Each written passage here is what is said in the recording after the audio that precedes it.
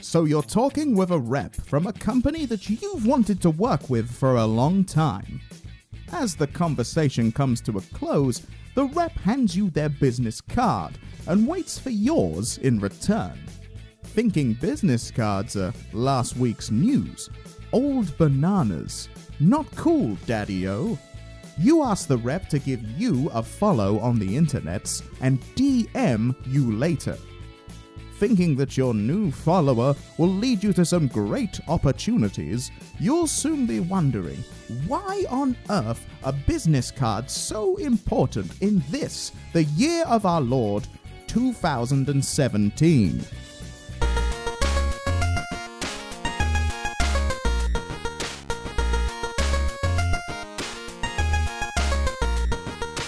So I think business cards are more important now than they've probably ever been in a long time, and that's purely because you need to collate all of that information together in a single place. When you meet someone for the first time at a convention or an expo, as well as making that really good first impression, you also need to give them that information so then after an event they can find who you are and where you are online, on Twitter, where your stream is and everything.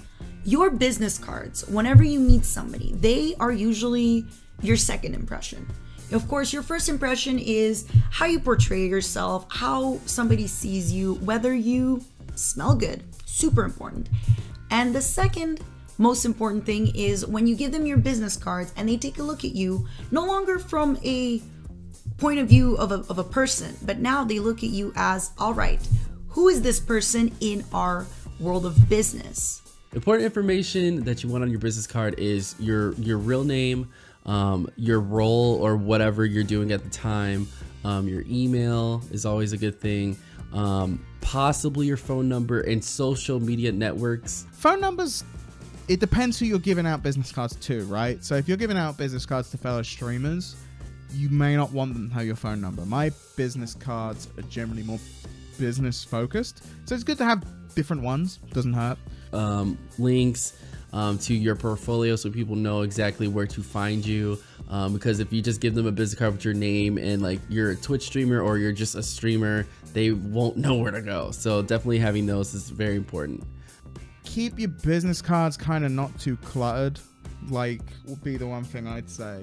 Like, don't put too much on them. For me, I've seen some business cards where the person kind of jams every single thing they do under the sun. So you'll get like a card that says, Twitch streamer, cosplayer, DJ, screenwriter, juggalo, and fire breather, which I think is great. And sometimes it can certainly be memorable, but when you get back from an event and you're looking at that business card, you're like, was I talking to that person because of their fire breathing skills? What was the thread there? But don't put everything. Don't put too much. Like, your Instagram doesn't need to be on there if your Instagram isn't your job, right? Like, you're just filling space.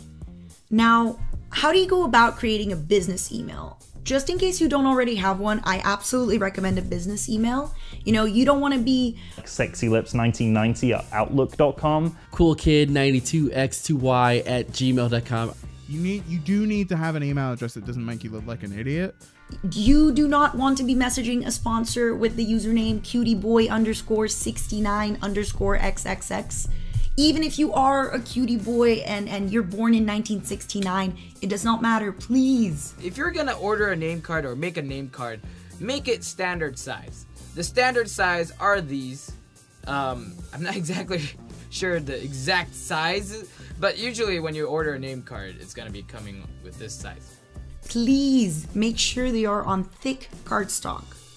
Don't try to go think that you're original and make it big or small. Or small, like super small. Like, somewhat smaller is fine, but don't make it super small or huge. Please. I received a business card which was shaped in a circle, which was a cool idea. It was very creative, of course, with fancy design and all. One flaw that it had it couldn't fit in my wallet properly, so I couldn't really have it kept intact because it was either falling out because it was smaller size than your regular business card, and of course because it was round, it never had like the grip within the wallet, so it would always fall out. A really bad one that I once got was someone printed something on A4 paper and then badly cut it into a business card size. And then they gave it to me kind of slightly screwed up.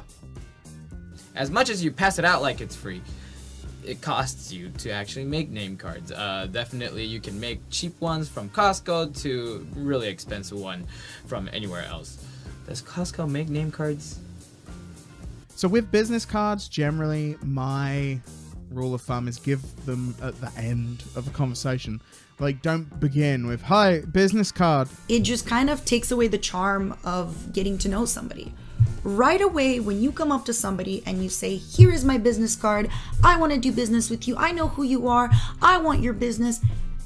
It kind of puts the person on their guard a little bit. These serve great power if you have a conversation, you come up to the person, someone that you wanted to talk to all the time, or someone that you always wanted to meet. Come up to them and say hello, introduce who you are, and then once the conversation is done, you just say, "Hey, this is my business card. If you have any other questions, let me know." Generally, I would say don't lead with the business card, right? Another thing that you absolutely shouldn't be asking people is to follow you. Please. It's kind of like forcing someone to, it sounds really bad saying it, but forcing someone to talk to you on your own time, and especially when you're trying to network with people, you want to give them the space to feel comfortable to come to you and talk to you without like you pressuring them to talk to you. Yeah. I think probably right now it can definitely be argued that maybe business cards are something that may not be around forever, but definitely finding a way to bring all of your brands, all of your channels in a single place that you can give to someone in person if you're meeting them for the first time is very important. So finding a way to do that, be it a business card or a QR code or a sticker or just something that can make a lasting impression on that person and drive them to check out your content, I think is vital for any content creator or personality looking to grow or create partnerships or just find more opportunities down the line. So that was the first episode of StreamerFAQs. And see you on the next episode. またね。いいのかなこれで。どう？いいっす。じゃあね。じゃあね。Oh my god.